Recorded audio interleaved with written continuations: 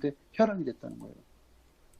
이런 뉴스가 연 3일째 나오고 있거든요. 네. 근데 사실 지금 이런 순간에는 이런 뉴스가 나오면 안 되죠. 이거는 일종의 초치는 그런 뉴스잖아요. 북한 입장에서 봤을 땐 북한이 아니 내가 비핵화를 한다는데 왜 미국은 저렇게 나를 갖다 저렇게 이단적으로 보느냐. 근데 북한 그런 얘기 못 하잖아. 미국의 정보가 확실하기 때문에 그런 북한의 그런 핵물질을 숨기는 과정이 이미 적나라하게 드러났기 때문에 북한 아무 말 못 하는 거예요. 그럼 적어도 북한에서 그런 중앙통신사라든가 이런 데서 왜 그 미제 침략자들은 우리를 그렇게 못 믿는가라는 그런 얘기도 안 하잖아요. 3일 동안. 물론 할 수도 있겠죠. 저는 사실 이게 눈에 들어와요. 안 되는 겁니다. 비핵화 100%안 돼요. 그리고 나도 가짜 뉴스는 하나 좀 유포해야 되겠다. 아마 주한미군 훈련이 내가 볼 때는 이달 중순에 할 것 같습니다. 저는 네. 그렇게 생각합니다.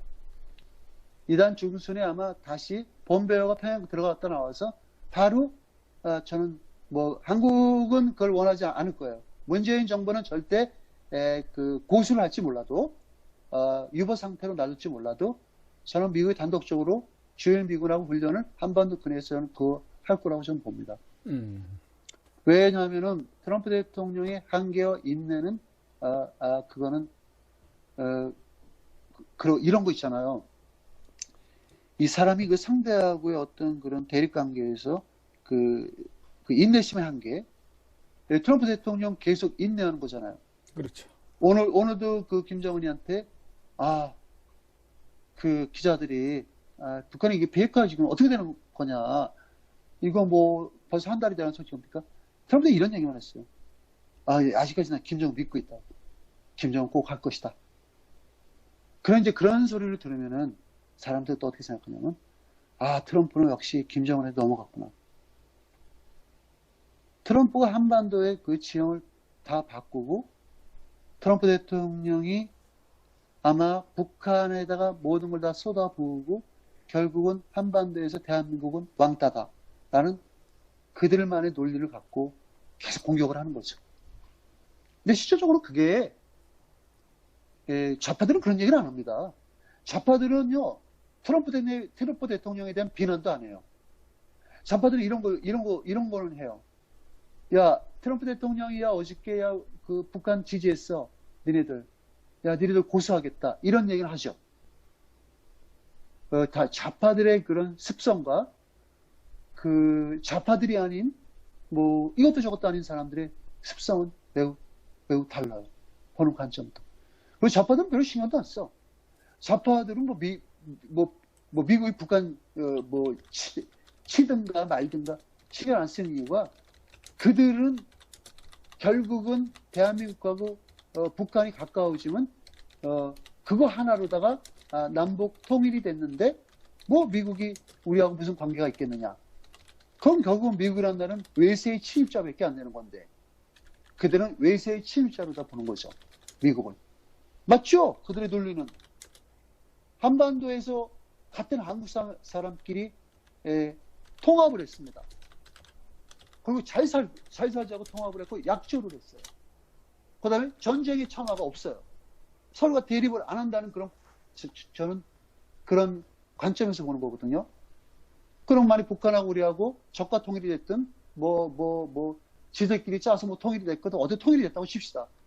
그럼 제일 먼저 통일이 되면 뭐가 있겠습니까? 전쟁이 없는 거죠. 통일되는데 전쟁을 해요? 내란은 있을 수 있겠다. 내란이 있을 수 있겠지만 그렇게 되면은 그런 상황 속에서 북한하고 남한하고 한 나라가 됐을 경우에 미국의 입지라는 것은 굉장히 아주 모호해지죠. 네. 그렇다고 그걸 중재를 하자니 중재를 해도 모호해지는 게 그렇게 되면 저들이 이렇게 나올 거라고. 우리가 한 나라인데 왜 중재를 네가 왜 해? 대한민국이라는 나라가 없어지겠죠. 조선인민공화국이라는 것도 없어지겠죠. 국호가. 미래를 내가 추론해 보면은 그랬을 경우에 미국의 입지는 어떻게 되느냐. 한반도에서. 외세의 침략자가 되는 거예요. 그래서 이제 그게 참 아이러니컬한 건데 그런 상황 속에서 미국이 그 판단 못 했겠어요? 이건 내가 지금 얘기하는 건 그냥 추상적인 얘기라는 거예요. 가짜뉴스, 페이크 뉴스인데요. 그런 상황이 올 수가 없죠. 지금 현 상태에서는. 아직까지는 뭐 실제로 저는 그런 비핵화하는 과정에서 한반도의 문제가 뭐 통일이 됐다고 그래갖고 미국에서 통일됐으니까 니네들 이렇게, 저는 또 반대급부로 또 반대로 그걸 저는 또 그걸 또 추정해 보면은 아마 미국은 지금 이 논리는 내가 먼저 그 전자에 이야기한 거는 남북한이 그런 적화가 됐든 뭐 나이롱뽕을 쳐서 통합이 됐든 그들만의 논리를 미국한테 주장하는 겁니다. 우리는 한민족이기 때문에 너네들이 우리나라를 절대 관여를 못한다. 내정 간섭이라고 얘기를 하죠. 그들 논리에 따지면은, 그럼 그들 눈에 보이는 거는 그들 눈에 미국은 외세의 침략자에 불과한 거예요. 그러나 이제 후자로 따지면은, 그럼 남북한이 통합이 됐어. 지들끼리 다 짝짝꿍하고, 뭐 한반도의 주한미군 우습게 보고 나가라 막 이렇게 했다고 쳐요. 저는 미국이 절대 안 나간다고 봅니다. 절대 안 나간다고. 그때는 전 미국이 어떤 남북한의 그런 이해타선 안 따지고 한반도를 장악하기 위해서 아마 피를 더 흘릴 거라고 저는 봅니다. 한반도는 그 코리안 페닌슐라 굉장히 미국에서 아주 전략 요충지입니다. 그런 전략 요충지를 미국에서 그렇게 쉽게 내줄까? 저는 아니라고 보죠. 더구나 일본은 더 가만히 안 있죠.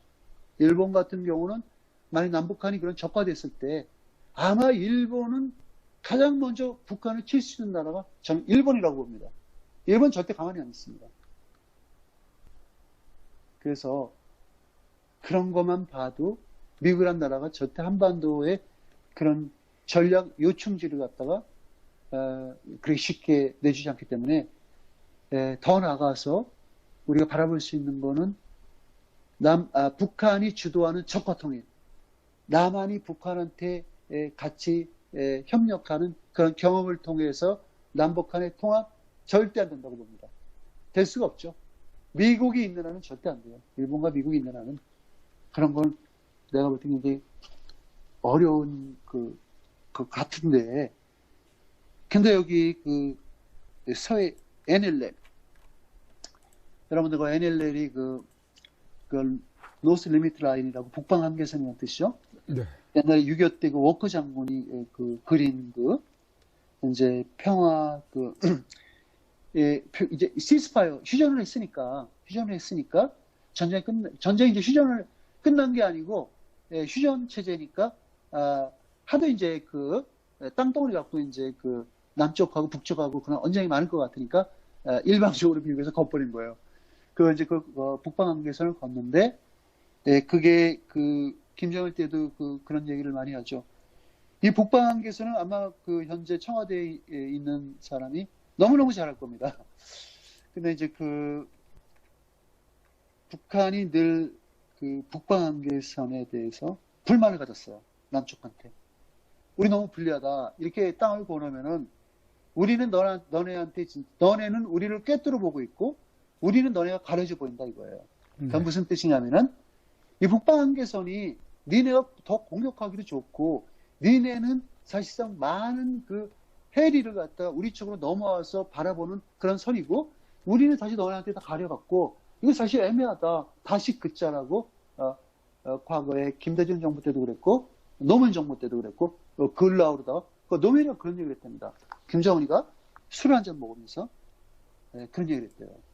아니 노대강용 이 북방 한계선 있잖아요. 이거 미국 양키들이 한 건데 우리끼리 급시다. 그리고 이거 굉장히 불합리해. 난 솔직히 이 노스 리미트 라인 나 솔직히 마음에 안 들어요. 당신들이 우리하고 그런 남북 간의 그런 공동 화합을 하려면은 일단 이 NLL을 제대로 좀 거야지. 우리가 금을 거야지. 당신네들하고 우리하고는 늘 그런 대립각을 세워서 거기다 뭐 충돌이 일어나고 그다음에 군사 간의 무력 충돌을 이런 걸 막으려면 이걸 가려니까 노무현이가 그랬다는 거예요. 아, 그거 무슨 필요 있냐고. 그거 아무 문제 안 되니까, 그거 아무 때나 가도 되니까, 아, 그런 거 신경 쓰지 마십시오. 이렇게 했다는 거예요. 노무현이가. 물론 하지 않았죠. 하지 않고 죽었지만, 노무현이가 그때 그렇게 얘기했다는 거예요. 그거 그렇게 크게 신경 쓸 문제 아니다. 어려운 거 아니다. 그건 내 선에서 다 할 수 있고, 아, 우리가 그럼 다시 그면 되는 거지. 그게 큰 문제가 됩니까? 이렇게 하니까 김정은이가 그냥 좋아가지고, 술 한 잔 더 먹었다는 거 아니에요, 그냥. 참, 대통령이란 사람이 굉장히 아주 그렇게 부실한 대통령이 없는 거죠. 네. 워커 장군이 그려놓은 NLL 때문에 아직까지 북한한테 서해 땅을 우리가 안 뺏기고 연평도라든가 그 서해 그 5개 도시, 소청도, 대청도 뭐 이런 데 있죠. 그런 게 다 우리 땅으로 지금 있고 거기서 많은 그 어민들이 풍부한 그 어족 자원을 갖고 있는 그 백령도라든가 그 일대 그 서해 5도 그 섬에서 뭐 엄청난 그 부가가치를 올리고 있고 잘 살고 있는 거잖아요. 그게 또 천혜의 자원이고, 근데 북한이 요구하는 거는 새로 그 그림을 새로 그렸을 때 네. 북한의 그 요구하는 그 그림이 뭔지 아십니까? 인천 땅까지 가까워져요. 백령도는 뺏기는 거예요. 대신 자기들이 쓸모없는 그런 공해상 쪽으로 더 북한을 우리한테 더 늘려주고 자기들은 실질적으로 연평도 만약 북한이 김정은이가 요구하는 거에 따라서 만약 노무현이가 많이 그었다면은 소청도, 연평도, 대청도, 서해 5도 섬을 말할 것도 없고 백령도 인천 앞바다까지 가까워진다는 거예요. 엄청난 무서운 거죠, 그거.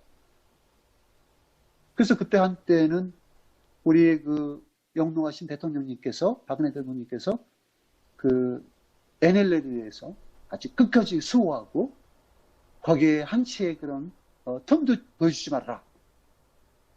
그렇게 했던 거죠. 네. 근데 그렇게 했는데 내가 왜 그럼 오늘 뜬금없이 또 왜 저 인간이 또 왜 NLL을 갖고 또 이야기를 하나 하시는 사람들이 더 많을 거예요. 왜 해야 되냐면요. 그 서해 한라인이 10년 만에 복원이 됐어요. 그럼 이거 뭐냐면요. 우리가 국방비를 내잖아요. 네. 국민의 세금으로. 네. 그럼 우리 국군한테 요구하는 게 뭐죠? 우리가 내준 세금 갖고 니를 열심히 총칼 들고 북한 지키라는 거잖아요. 그렇죠? 그렇죠. 그거 하나밖에 없잖아요. 네. 북한도 지키지만 야, 저 무장공비들이 내려와서 그 민가를 해치고 대한민국에 넘어와서 그 어떤 테러리즘을 저장했을 경우 그런 걸 대비해서 막자는 국민들의 그 국군을 바라보는 국군의 의무잖아요, 그게. 근데 지금 이 정부가 서해 한라인, 그러니까 그 과거에 뭐 있었는지 없었는지 좀 기억이 안 나는데요.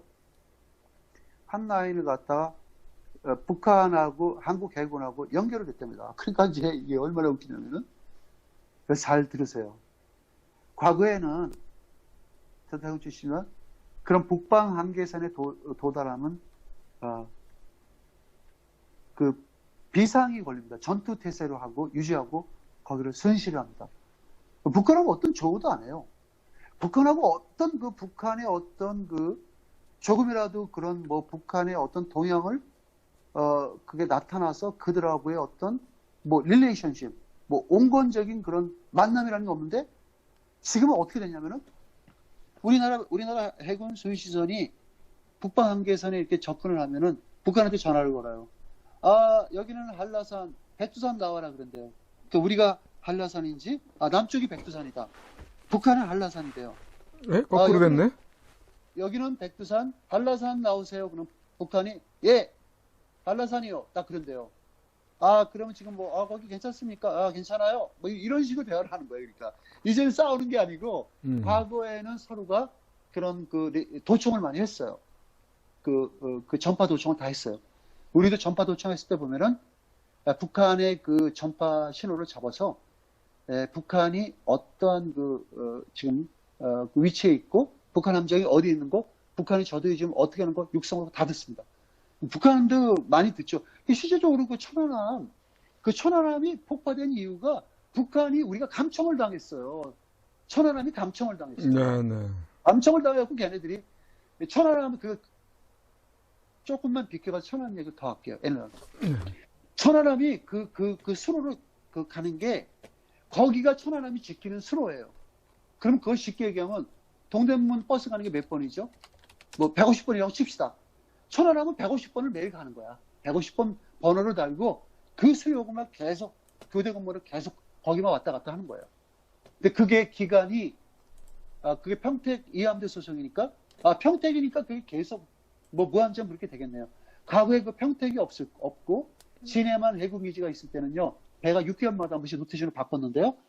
근데 그게 평택의 그 이함대가 생기고 나서부터는 그 일종의 그 해군 그 작전사령부에서 이미 배가 거기서 이제 그 분리돼서 배치가 되어 있기 때문에 그거는 이함대 명령을 따르기 때문에 해군 진해 작전사령부의 그런 명령을 안 따르거든요.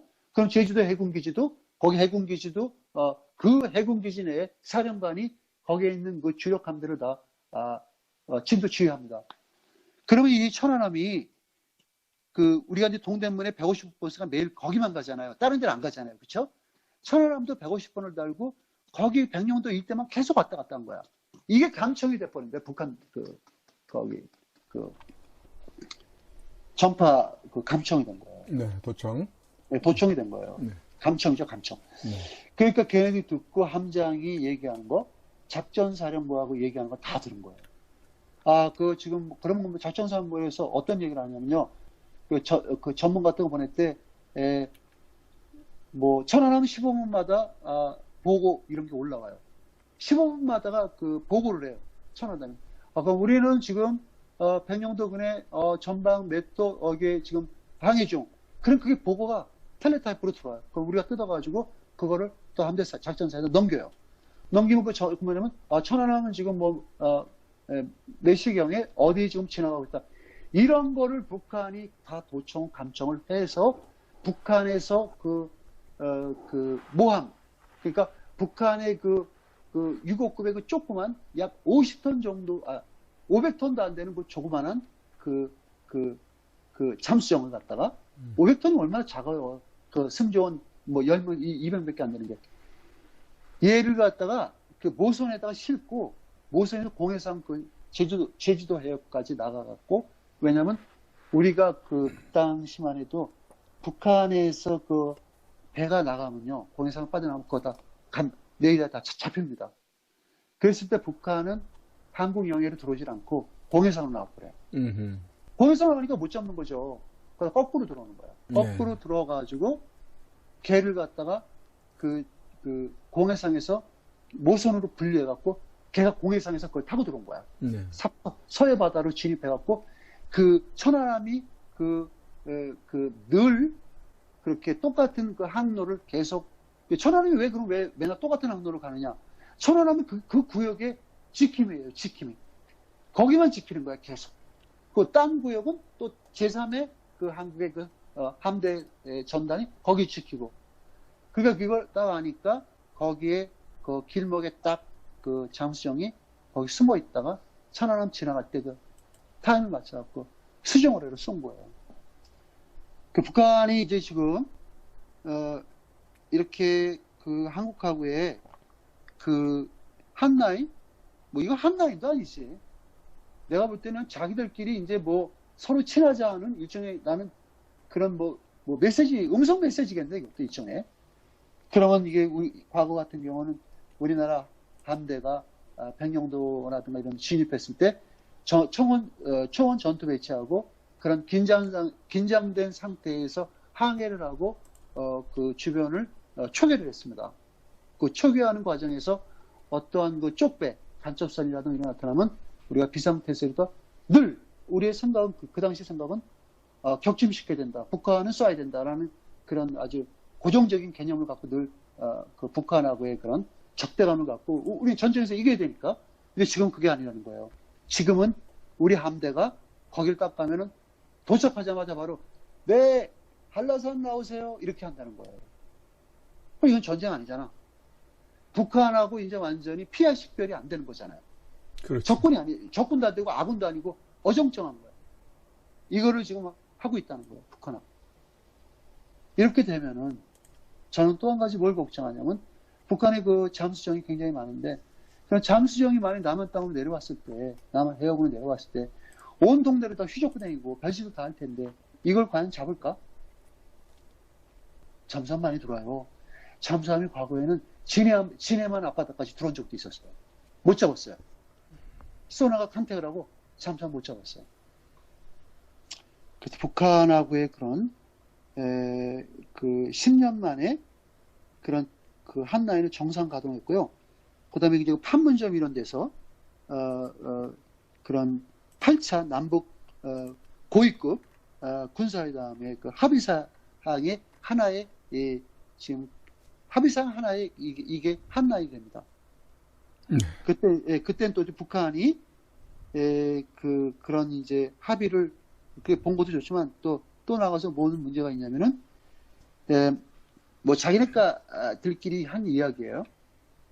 뭐 이걸 왜 했냐 하니까 뭐 그 유사시에 어떤 그 위급 상황에 처했을 때 우리가 너네들 쏠 수 있고 너네가 우리를 쏠 수 있기 때문에 그런 걸 방지하자.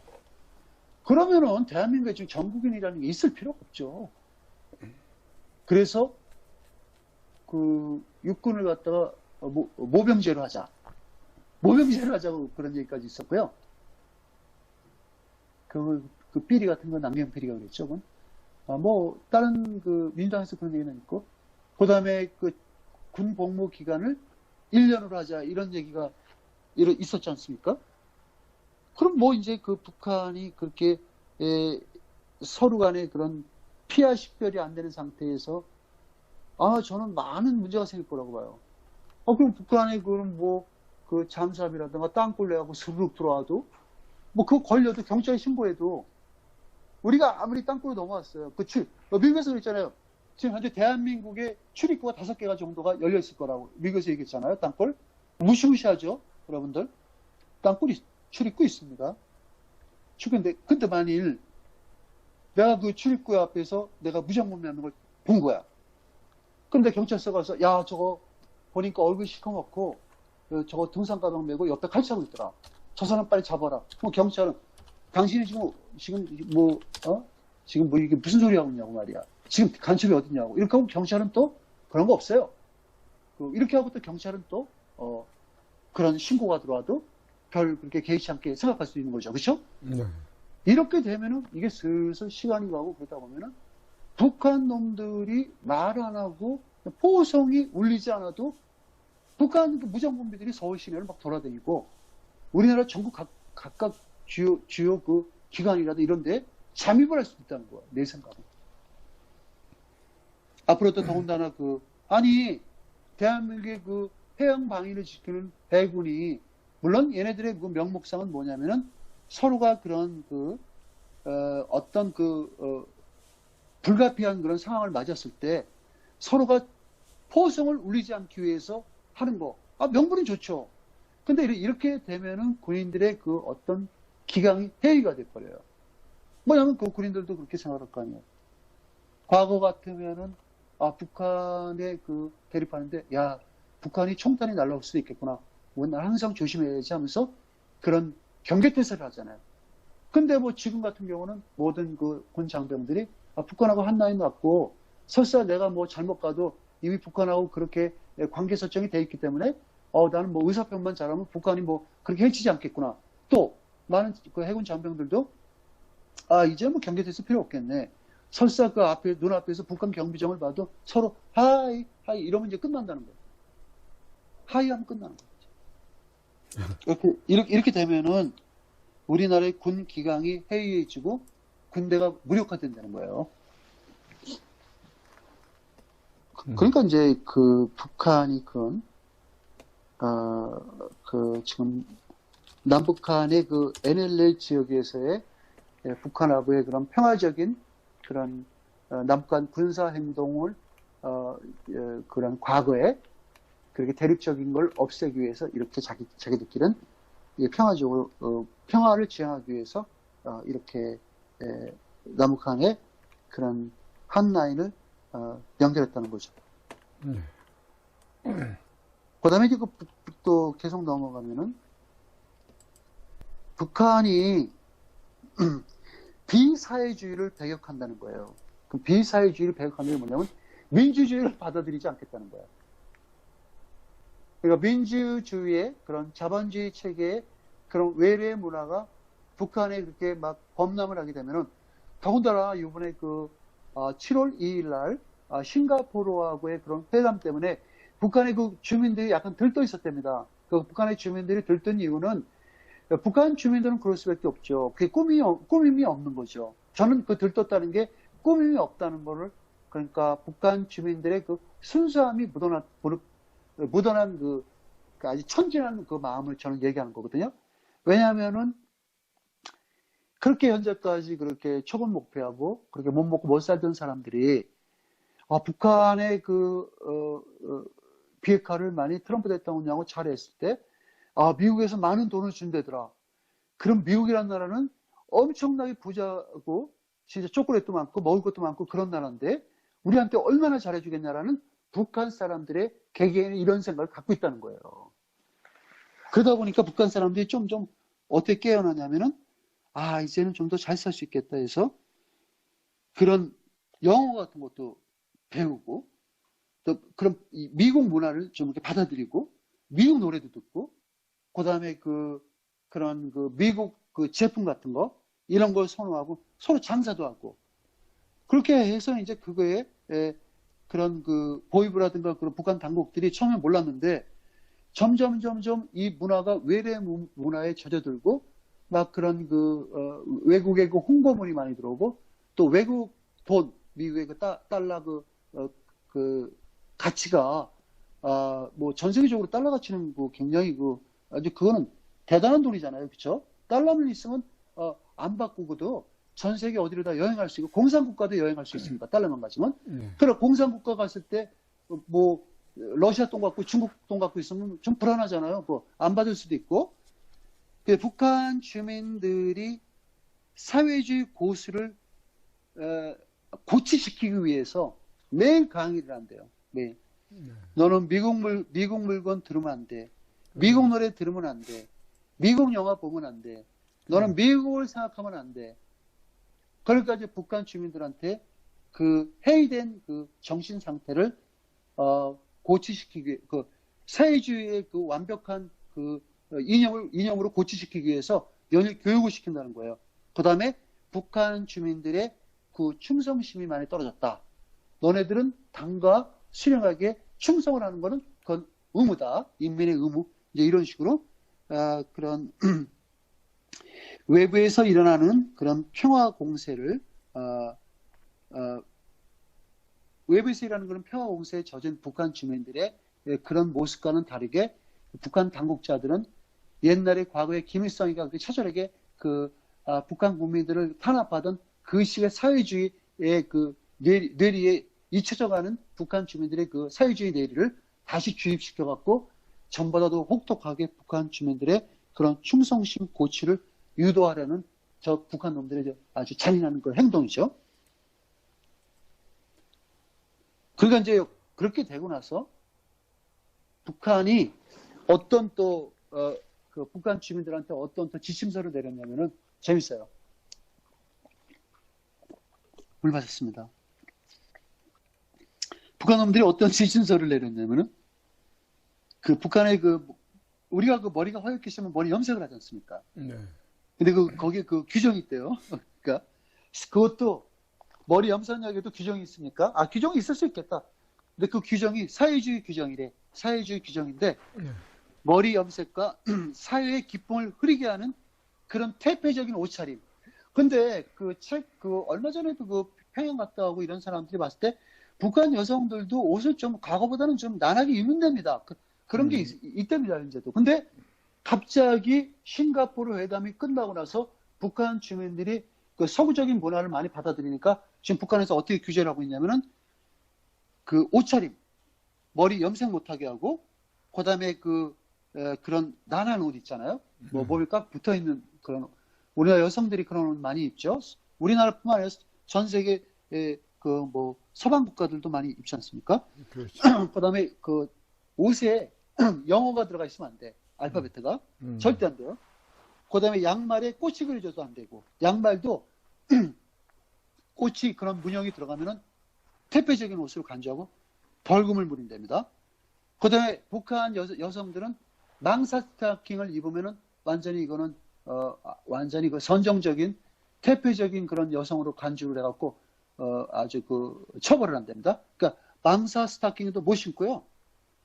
그다음에 여성들이 무릎 위로다가 몇 센치 이렇게 그 길이를 이제 법으로 정해가지고 거기 위배했을 경우에 그런 교화소도 가고 벌금, 중국 돈으로다가 약 30위안.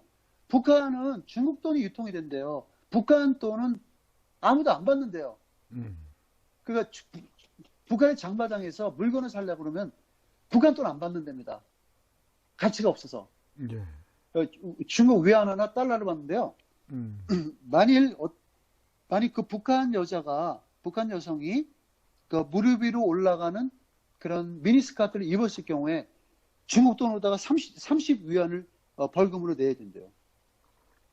그래서 사람들은 굉장히 그 옷 입는 것도 조심하게 되고, 그 다음에 이제 또 이제 그 반사회주의 문화를 갖지 말라 이거야. 그러니까 당에서 그렇게 정해주는 그런 문화와 그런 여러 가지의 그 북한 사회에 필요한 그런 사회적인 그런 고치를 갖고 생활을 해야지, 그런 반사회주의고 그런 외래 물품이라든가 그런 불법 예를 들어서 손전화, 북한은 손전화라고 그럽니다. 그 스마트폰을 절대 손전화 가지면 안 된다고 그래요. 손전화 다 뺏는답니다 지금. 손전화 가지면 안 되고, 이 북한이 이거 안 되겠구만. 불법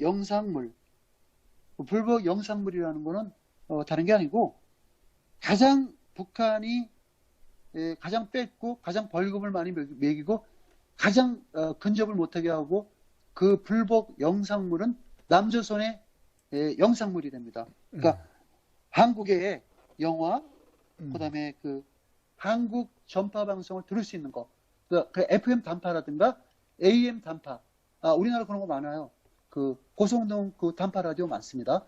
요즘은 그런 거 왜 갖고 다니냐면요, 우리가 그 산악 같은 데 가서 길을 잊어버렸을 경우에 그 단파 라디오를 청취하기 위해서 고성능 그 셔틀이라는 그 라디오가 있는데요. 그거는 일본 방송도 들리고 다 들립니다. 이제 그 북한이 뺏는 거. 그러니까 남조선의 영화, 그 다음에 남조선 노래. 북한 사람들이 남조선 노래를 한두 곡씩은 다 불러봤답니다. 지금부터는 북한은 현재 남조선 노래 부르면 바로 벌금 때리고, 처벌을 받는답니다. 그러니까 이 북한이 다시 옛날로 돌아간 거예요. 남조선 영화 못 보고, 남조선 그 라디오 못 갖고, 남조선 노래, 그 다음에 남조선 그 책, 이런 것들 전부 다 못하게 한다는 거죠. 네, 완전히 지금 그 김정은이가 가장 두려워하는 게 지금 그 자기 인민들이 자기를 갖다가 비판을 하고 자기의 세력이 안 되고 있잖아요, 점점. 북한 이민들은 사실상 말만 못할 뿐이지 속마음은 김정일을 지지를 안 하죠. 그러니까 저 못된 놈, 저 살인마 같은 놈, 북한 주민들은 대다수가 그렇게 생각을 하고 있답니다. 그랬을 때 이제 북한은 그런 남한과의 외래 문화에 북한 국민들이 동요가 됐을 경우에 자기 체제가 전복되고 자기가 체제를 이어나가지 못할 것을 전전긍긍해서 무조건 되고, 일방적으로 남한의 삼성 핸드폰이라든가 LG 핸드폰을 갖고 있으면 바로 교화소로 보낸답니다. 그러니까 폰도 이제 중국 폰만 갖고 있어라 이거지. 중국에서 만든 그 라이센스를 받아서 북한 놈들은 그거 다 제한을 해버렸어요. 메시지 못 보내고 통화만 할 수 있고 도청까지 다 만들어놨어요. 근데 북한 주민들은 그런 전화를 갖고 쓰면은 통화를 못 하잖아. 그렇지. 그래서 그 북한 주민들은 돈을 좀 들여갖고 중국에서 들어오는 걸 몰래 밀수로 산답니다. 그럼 또, 왜냐면 대한민국 폰은 비싸고 살 수가 없고 또 가질 수가 없으니까 중국 폰은 싸고 대한민국 폰과 별다른 그 차이 없이 그런 그 우수한 그 성능이기 때문에 중국 폰을 많이 쓰는데 중국 폰도 다 뺐는데요. 그 한국 그 스마트폰 갖고 있으면 완전히 그 반동무자로 몰리고 남한의 동조한 세력으로 그렇게 못 됩니다.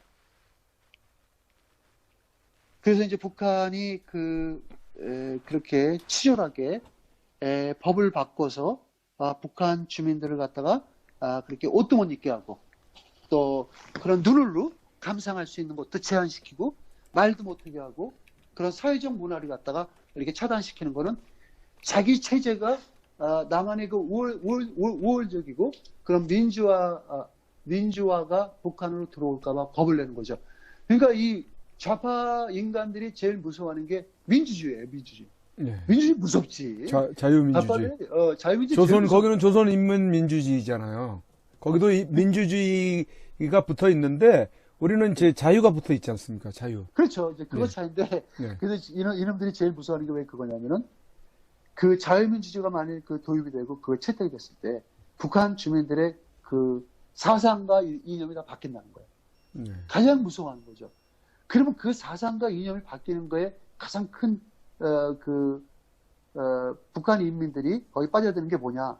나만의 풍물, 나만의 그 멋들어진 노래, 나만의 그런 뭐 드라마, 그 다음에 나만의 옷, 나만의 그런 전자제품, 나만의 자동차, 이런 게 북한 사람들한테는 현혹이 될 수밖에 없죠. 아니, 북한 사람들이 자기들이 아무리 그런 세뇌를 받고 김일성 유일 사상의 3대가 그렇게 이어져서 그런 뇌세를 받았다고 해도 눈은 정확한 거잖아요. 눈은 사물을 식별을 할 수가 있는 거잖아. 근데 우리가 듣기로는 남조선은 밥을 굶고 거기는 강도가 막 아주 그런 폭력이 난무하고 강도들이 막 기승을 부려서 거기는 지옥 같은 나라라고 그 사람들은 알고 있는 거예요. 근데 지금은 아니죠. 지금은 많은 탈북자들이 한국에 나와 있고 그 사람들을 통해서 많은 한국에 대한 그런 한국이 자유롭다는 거에 대한 거를 북한 사람들이 이미 많이 알고 있고 또 수많은 홍보 물자, 수많은 중국을 통해서 한국을 간접적으로 알 수 있고 요즘은 그 하이테크놀로지 그 첨단 장비들 때문에 북한도 텔레비에서 한국 방송을 보고 그러다 보니까 이 사람들은 굉장히 머리가 아주 아픈 거예요. 야, 우리는 속았구나. 결국은 한국은 그렇게 나쁜 나라가 아니다. 결국은 저 김정일이하고 김정일이죠. 저 김일성 저 세 인간이 우리를 세뇌시켜서 우리를 이렇게 탄압하고 우리를 척취하고 우리는 결국 속아 살았다라는 그런 깨어나는 사람들이 너무 많다는 거예요, 북한에. 그러니까 북한은 그런데요. 서방들이 가면은 한국 잘 사는 거 아니야? 알고 있다, 이미. 알고 있다. 잘 사. 다 그렇게 얘기한대요. 알고 있다. 지금도 이렇게 우리 대한민국으로 탈북한 그 분들이 직접 북한에 있는 가족하고 직접 통화를 하는 분들도 계시더라고요. 많아요. 예, 저도 아는 분 중에 한 분이 김일성 종합대학 나온 사람인데요. 북한에 있는 자녀들하고 통화를 한다고 합니다. 예, 많이 하고요. 그 다음에 탈북자분들이 중국으로 이렇게 가가지고 그 브로커들한테 돈을 좀 주면은 요 핸드폰 우리 어머니한테 좀 갖다 달라고 갖다 준대요. 네, 맞아요. 다 세팅 다 해가지고, 그렇게 해갖고 이제 중국에 가면은, 거기에 그 브로커들이 있대요. 그 사람들이 돈 받고 다 갖다 준대요. 아주 네. 무사히. 그래서 이제 한국의 탈북자를, 가족으로 온 그 북한 주민들은, 그래도 잘 사는 거죠. 왜냐면은, 한국에 탈북을 해서 일단, 우리가, 북한보다는 아무래도, 북한에 있어서 자기 부모들을 도와주는 것보단, 대한민국에 사람을 도와주는 게 훨씬 이롭잖아요. 그래서 이제 자기 자녀들이라든가 가족들이 한국에 있는 주거하고 그렇게 연계가 된 사람들은 상당히 잘 산답니다. 북한에서도. 예, 맞아요. 굉장히 잘 산대요. 네. 진짜 뭐, 오직 하면 보이부 직원들이 와갖고, 이거 혼자만 먹지 마. 나도 좀 같이 먹자고. 걱정하지 말라고. 뭐, 당신 같은 경우는 내가 폰도 사용할 수 있고, 뭐, 중국에 갈 일이 있으면 내가 거기까지, 내가 인도해 주겠다. 대신 나한테 돈을 달라. 해갖고, 뭐, 서로 좋은 게 좋은 거라고, 북한은 그럴 수 있겠죠. 그쵸? 북한이 사실, 그렇게 고립된 사회고, 그래도, 돈이라는 북한의 당 간부들이 그런 돈에 대해서 부조리가 심할 거 아니에요. 그럼 뭐, 돈만 받고, 돈을 받다 보면은 어떠한 부정도 해결해주고, 북한은 지금 그렇답니다. 북한은 김일성 대학교도 약 300만 원만 정도만 내면은 들어갈 수가 있대요. 그렇게 변했답니다. 그 다음에 지금 미국 국무부가 이제 이게 마지막 뉴스가 될 것 같은데, 국무부에서도 이제 오늘 계속 2, 3일 동안 연일 보도되는 북한은 핵무기를 숨기고 있다. 미국을 속이기 위해서 핵무기를 숨기고 있다. 그렇기 때문에 북한은 비핵화의 의지가 없고, 북한은 지금 아직도 핵 개발을 하고 거짓말을 하고 있다고 이렇게 그런 뉴스가 계속 나오지 않습니까? 그래서 국무부가 오늘 공식 논평을 했어요. 북한의 핵시설 은폐 보도에 면밀히 주시하여 협상을 할 거다. 이게 국무부에서 뭐라 그러냐면은, 국무부나 그 정보부나 다 똑같아요. 같은 네트워크로 다 서로 공유를 하기 때문에, 그러니까 이제 본베어가 5일 전에 그런 얘기를 했잖아요. 그 전에는 나 조만간에 북한 들어갈 세 번째 북한이라 나도 진짜 북한의 비핵화에 대해서 나도 열정이 있고 참 기대가 크다 라고 하면서 좀 긍정적인 그런 멘트를 했는데, 그 다음날 본베어가 말이 바뀌어버렸어요. 북한에 당분간 갈 일이 없을 것 같고, 북한에 지금 저 사람들의 그 의도로 봤을 때 우리하고는 굉장히 상반되는 입장을 갖고 있다는 얘기를 했잖아요. 근데 국무부도 그런 얘기를 하는 거죠. 북한이 그런 완전한 비핵화 합의에도 불구하고 북한이 그런 핵탄두와 그런 주요 비밀 핵시설을 은폐하거나 그런 증강 내지는 핵무기 체제를 보완하고 강화하는데 그런 의도를 품고 있는 것으로 우리도 평가를 같이 했다. 본베어 장관이 있는 부서에서 이야기를 한 거예요. 이거 본베어가 이야기한 겁니다. 따지고 공무성에서 논평을 오래 했어요. 하도 말이 많고, 북한이 과연 비핵화한다는 니들 어떻게 된 거야? 지난번에 7월 12일 날 싱가포르에 가서 다 했다며. 근데 이거 어떻게 된 거냐? 이렇게 자꾸 이제 기자들이 자꾸 따져보니까 국무부에서 그리고 기자들이 연일 북한하고의 그런 비핵화가 다 성사됐다고 그러면서 갑자기 이렇게 북한이 그런 비핵화의 의지가 없는 핵무기 증강과 핵시설을 숨기려는 의도는 이걸 어떻게 된 일이냐고 이제 따져 물으니까 국무부에서 완전히 논평을 해버렸어요. 맞다. 그래서 우리도 북한의 그런 의도를 품고 있는 북한의 그런 아주 행위에 대해서 아주 면밀히 아주 주도하고, 앞으로 북한하고의 그런 비핵화 과정에서 아주 우리가 아주 북한한테 어떤 그런 은폐 작전에 넘어가지 않는 아주 그런 협상을 할 거라고 이렇게 얘기를 했네요. 그러니까 이게 사실 이쯤 되면은 내가 노무현 대통령이 내가 말을 좀 인용해. 이쯤 되면 이거 비핵화 끝난 겁니다. 아니, 싱가포르에 가서 거금 1200만 불씩 들여서 150억 되겠다. 달러고 환산하면. 150억 들여서 만난 잔치가 결국은 깨진 거잖아요. 북한은 들어가자마자 속이고, 미국은 그 속임을 이미 당한 거예요, 지금. 그러니까 미국이 싱가포르에서 이렇게 만나준 거는 이런 속임을 당하는 걸 참 이게 가소롭고 진짜 우리가 왜 이렇게 뻔히 눈앞에 보이는 거를 미국을 알면서 이 속임을 왜 당해줬냐면은 북한의 진위를 확실하게 알기 위해서. 그럼 북한의 진위가 확실하게 알기 위해서라는 게 무슨 뜻이냐?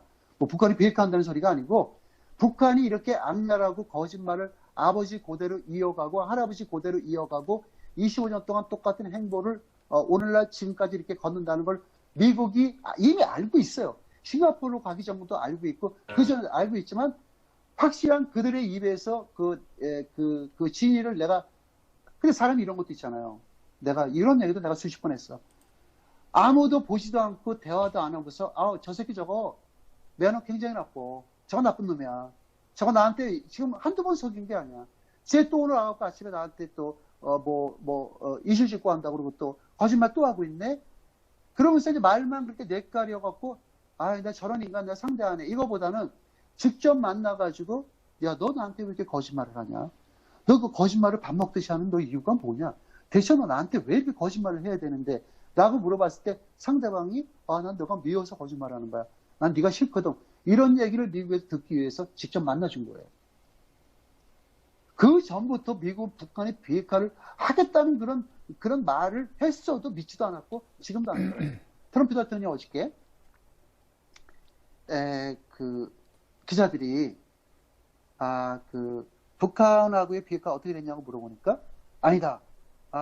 지금, 그런 북한이 그런 은폐 조작을 한다는 그런 설도 있고, 이게 어떻게 나갑니까? 아니다. 난 북한을 믿는다. 북한을 나 빌리바하고 지금도 하고 있다. 그 얘기를 하면은 사람들은 그걸 직역을 했고 고집을 때렸는데 이미 트럼프 대통령은 북한을 최대한으로 다 끌어내서 안 될 경우에 아마 엄청난 처마를 당할 거예요. 김정은이. 김정은이 아마 저 트럼프 대통령 갖고 놓은 거 저거 용서 못 받는 거예요. 지금 김정은이 저 잘못 가고 있어요. 저놈들이 들어가가지고 그런 핵탄두 미사일하고 그런 핵 개발 관련에 대한 그 시설의 개수를 그러니까 내가 아주 미 정보부하고 국무성에서 이야기한 거를 내가 다시 한번 내가 간단하게 내가 정확하게 설명을 해드릴게요. 북한이 지금 저놈들이 지금 급하게 매일 하고 있는 게 뭐냐면요. 북한의 핵탄두라는 거는 그건 핵탄두가 북한이 왜 필요하느냐? 핵탄두를 그러니까 핵 추진 체계가 왜 필요하느냐? 예, 그걸 내가 좀 설명을 해드릴게요. 원자탄 만들면 뭐예요? 그걸 쏘아야 되잖아요. 그러면 옛날 과거 같은 경우는 원자탄 무게가 500kg였었어요. 500kg. 얼마나 무식해요. 폭탄 하나가 500kg면. 그 500kg를 갖다가 일본까지 날려야 되는데 지금 같은 미사일이 있으니까 미사일을 꼭 심어서 날리지만 그 당시는 그 일본까지 갖고 갈 수 있는 유일한 방법은 그건 배로도 안 돼요. 배에서 터뜨리고 배가 느린데 배도 그 핵분열에다 녹아버리죠. 비행기죠, 비행기.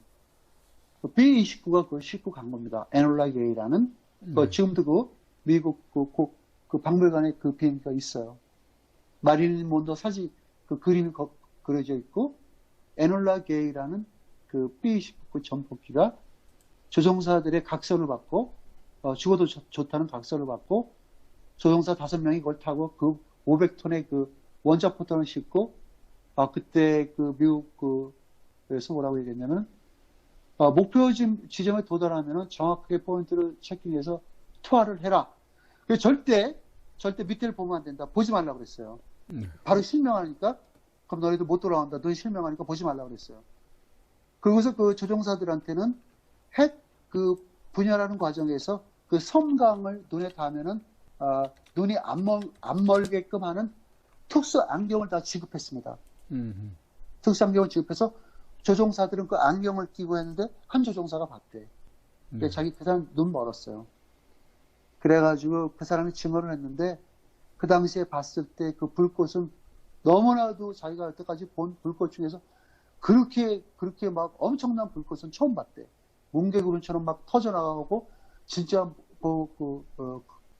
이제 무서웠다는 거죠. 조종사 이야기는. 근데 이제 북한이 왜 이렇게 핵탄두에 얘네들은 갖다 목이 매여 있느냐.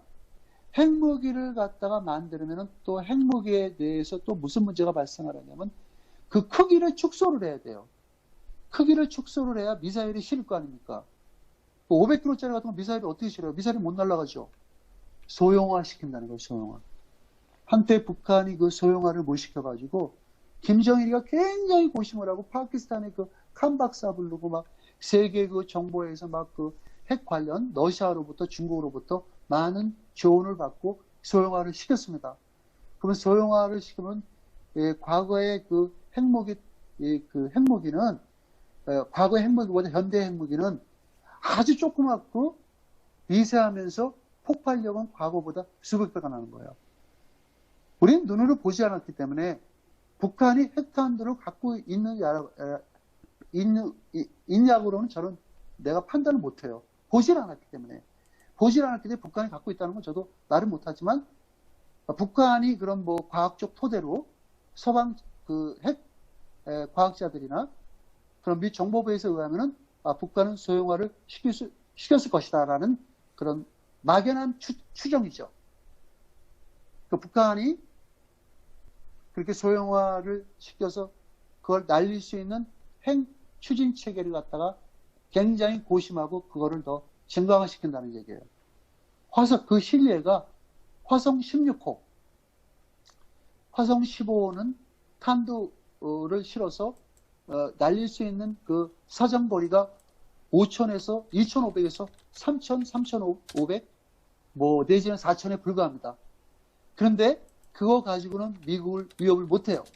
그래서 북한이 걔네들이 아주 엄청난 돈을 들여서 개발하는 게 화성 16호 12,000km, 12,000km는 미국까지 가죠. 그래서 그런 그 추진 체계를 갖다 더 보완하고 강화하고 숨겨놓고, 그다음에 북한이 핵무기 시설의 개수를 줄이는 방법을 찾고 있대요. 이 얘기는 제가 했잖아요. 약 한 20일 전에. 북한은 아마 핵무기를 줄일 것이다. 뭐 몇 개만 남겨놓고, 아마 미국한테, 아니, 북한도 그 양심이 있잖아. 핵무기 있다고 해놓고서 만일 200개 있는데 다 감춰놓고, 야, 나 사실 있지. 내가 너네한테는 내가 핵무기를 만든다고 이야기를 했지만, 진짜 우리 뻥이야. 우리 핵무기 없어. 이렇게 할 수는 없잖아요. 왜냐면 북한에서 풍계리에서 이미 5차례에 걸쳐서 핵실험을 했을 때 거기 인위적으로 다 그 지진계가 울렸지 않습니까? 강도 5점 몇으로. 그랬을 때는 그 많은 과학자들이 그거는 인위적인 그 지진계의 그 진동은 핵무기를 실험했을 경우에 울릴 수가 있다라고 했을 때, 북한은 숨길 수가 없잖아. 북한의 김정은이가 60개 있다고 그러고, 그 다음에 저는 사실 그 북한의 핵무기가 몇 개 있는지도 사실 좀 모릅니다. 북한의 김정은이 60개 있다고 그러면은 얘가 양심이 있다면은 미국을 속이기 위해서 그래도 한 5개 정도는 어디다가 딱 모셔놓고 나머지 55개를 감춰놓고서, 야, 미국한테, 야, 나 5개밖에 없어. 이럴 때는 해야 될 거 아니야. 이런 이야기를 내가 했잖아요. 북한이 핵무기를 갖다가 감춰놓고 몇 개는 보여줄 것이다. 지금 네, 북한이 그 짓을 하고 있답니다, 지금. 핵무기 수를 줄이기 위해서 너무 많은가 봐요. 네. 그런데 이놈들 얘기는 북한이 모를까봐, 미국이 모를까봐. 미국이 설마 우리 걸 알겠어? 라는 그런 북한의 그런 아주 아주 진짜 실소죠, 실소. 미국이 그걸 모릅니까? 자동차 그 풀밭에 떨어진 그 바늘도 찾는다는 위성 관측인데, 미국의 그 장비가 거짓말 못해갖고 풀밭에 바늘까지 찾고, 진짜로는 자동차 택 넘버를 찾는 됩니다. 번호판을 찾는 됩니다. 그 다음에 그 북한이 그런 엄청난 보유량의 우라늄 농축. 그 우라늄 농축은 뭐냐? 이게 바로 핵무기를 만드는 재료예요. 북한은 핵무기를 갖다가 플루토늄 축출 방식을 만들지 못했어요. 그럼 그걸 왜 북한은 더 파괴력이 강한 그 핵무기를 플루토늄 축출을 원료를 이용해서 왜 못 만들었느냐? 돈도 많이 들고 그거는 걸려. 그거는 지상에서 건물이 나와 있어야 돼. 원자로로 가동하기 때문에. 원자로는 지하에서는 절대 가동을 못 해요. 그럼 미국 위성에서 원자로가 걔네들이 만약 플루토늄을 측정하게 되면은 미국 위성이 북한은 전 지역을 속속들이 다 쳐다볼 거 아니에요? 이거 원자로다. 그럼 너 이거 왜 만들었어? 너 여기서 그럼 플루토늄 축출했네? 너 그럼 핵무기 만들고 있는데 이게 걸리잖아요. 그래서 북한이 울며 겨자 먹기로 택한 방법이 바로 원심 분리기를 이용한 우라늄 원석을 갖고 거기서 230이라는 약 우라늄 1개를 가동했을 때 0.2g을 추출해서 그 조그마한 미세한 그 분자를 추출해서 엄청 그 많은 원심 분리기를 돌려가지고 만든 핵무기가 바로 북한이 갖고 있는 우라늄 핵폭탄입니다. 똑같아요. 핵 분열과 반응은 똑같아요. 플루토늄하고.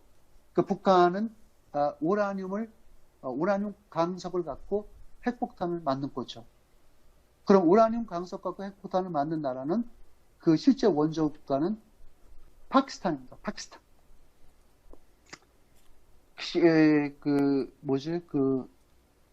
죽은 카다피의 나라 리비아도 우라늄 농축을 했고요. 이란도 우라늄 농축입니다. 이 우라늄 갖고 북한은 또 실제적으로 우라늄을 사용할 수밖에 없는 게 북한에는 우라늄이라는 그 광석이 엄청 많이 매장이 돼 있대요. 중국으로 수출하잖아요. 그거 유엔에 제재가 되는데도요. 북한 놈들은 그거 다 수출합니다. 그래서 북한이 지금 이런 상태에서 북한의 핵무기를 줄이려는 그런 공리를 찾고 있고요. 미 국무부는 면밀히 살피겠다. 앞으로 북한에 이제 이게 오늘 다 뉴스고 어쨌든 지금 대한민국에서 그동안 쭉 일주일 동안 줄기차게 그 문제가 됐던 그 문재인이라는 그 사람의 건강이 저 비디오 봤는데 그렇게 얘기하더라고요. 그래서 그 하얀 와이셔츠와도 노타이 창으로 나와가지고 거기서 그 수석 보좌관 회의를 주도하면서 거기 그 보좌관들이 박수를 치고 문재인이 이제 나와서 웃으면서 나 괜찮다. 나는 그 국민들한테 그냥 비디오에 나오는 거 그대로 얘기하는 겁니다. 국민 여러분들한테 진짜 송구스럽고 죄송합니다. 제가 이렇게 이틀 동안 못 나와서 걱정과 심려를 끼쳐드려서 너무너무 죄송합니다. 제가 감기의 몸살로 해서 이틀 동안 쉬었다고 얘기를 했고 건강 상태 굉장히 좋다고 그러고 웃음은 짓고 밝게 웃었습니다. 그런 걸로 봤을 때는 치매라든가 어떤 특수한 정신병력은 없는 걸로 보이고요. 사실 그 치매 걸리고 그 뇌졸중이라든가 그런 정신병력 내지는 그런 구안화사, 심지어는 구안화사가 왔다 그러는데 그런 게 있으면 그거는 이틀 동안에 회복이 안 되죠. 더군다나 치매.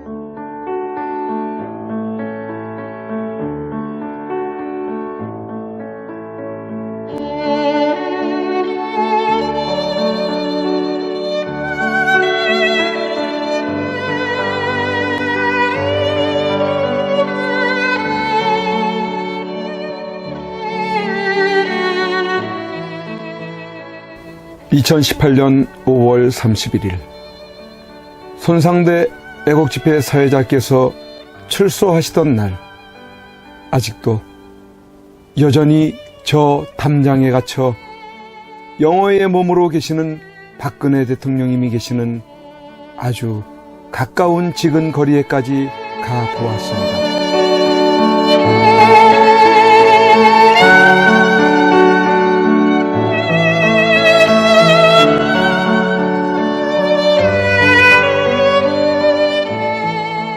이런 곳에서 박정희 대통령님의 딸이자 아무 죄 없이 탄핵당하고 유린당해 감옥에 1년을 넘게 갇혀 고생을 하고 계시는 박근혜 대통령께서 계시는 곳이란 말이던가. 이게 뭐란 말인가? 이런 게 있을 수 있는 일이란 말인가? 그러나 엄연히 지금 현재 대한민국 땅에서 자행되고 있다는 사실에 몸서리 쳐줘야 하지 않는가.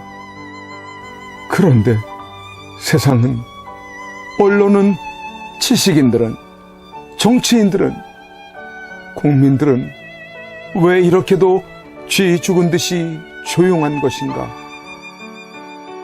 내가 아닌 남이 당하는 일이기 때문인 것인가?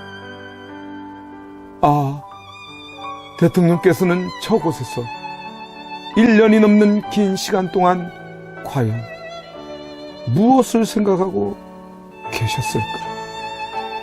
지난날 청와대에 계실 때 함께 곁에 서 있었던 배신자들이 누구인지를 아시고 분을 사귀지 못하고 계실까? 아니면 자신으로 인해 대한민국이 너무 무너져가고 있는 것을 염려하고 계실까? 우리 국민들은 바란다. 부디 대통령님께서 강한 정신력으로 버티시고 건강을 유지하셔서 반드시 복귀하시고 형편없이 무너지고 부패하고 비리 공화국이 되어버리고 빨갱이들로 점령되어버린 이 땅을 기경하여 다시 씨를 뿌리고 옥토로 만들어 다음 통일한국을 일구어갈 나라로 만들어 주기를. 왜냐하면 박근혜 대통령님만큼 깨끗하여 믿을 만한 사람이 없기에.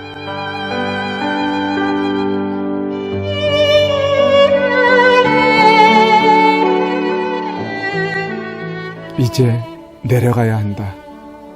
내려가기 전에 대통령님께 이렇게 외쳐본다. 박근혜 대통령님! 옥체를 보존하십시오! 선구자 방송입니다! 보내드리는 엽서를 통해서 힘을 내시고 대통령님의 결백이 밝혀질 것입니다! 멀지 않았습니다! 더 꿋꿋이 버텨주시고 많은 국민들을 통해서 많은 엽서를 더 많은 편지를 보내드리도록 그렇게 힘쓰겠습니다. 건강을 지켜주세요. 안녕히 계세요.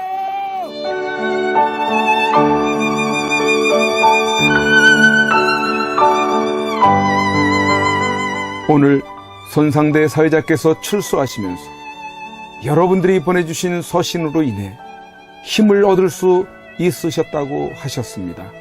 여러분들의 그 용기와 또 우편의 편지나 아니면 적기를 통해서 우리에게 힘을 주셔서 오늘 이렇게 하늘을 처음 보는 것 같습니다. 이제 박근혜 대통령님과 남아 계신 분들이 힘과 용기를 얻으실 수 있도록 엽서 보내기와 편지 보내기에 더욱 동참해 주시지 않으시겠습니까?